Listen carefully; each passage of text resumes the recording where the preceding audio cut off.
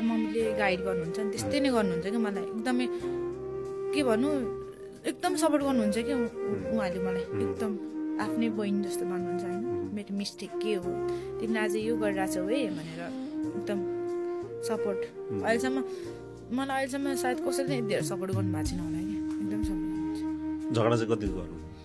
झगडा दिदीसँग त कहाँ झगडा गर्नु आँट आउँदैन त्यस्तो झगडा चाहिँ हुँदैन। अनि गाली गऱ्यो भने चुप लाएर बस्दिने? चुप लाएर बसिदिन्छु घरिघरि रिसाइदिन्छु म त्यस्तै गाली चाहिँ। अनि दुईजना भन्दा खाना कसले पकाउँछ? म पकाउँछु। सामाले पकाउँदैन? पकाउनुहुन्छ तर ठिकै। अनि अल्छी लाग्दैन उसलाई उहाँ अनि आफूलाई अल्छी लाग्दैन के भन्ने नि? नै मलाई त्यस्तो अल्छी लाग्दैन। खाना बनाउनु भने चाहिँ मलाई त्यस्तो अल्छी चाहिँ लाग्दैन।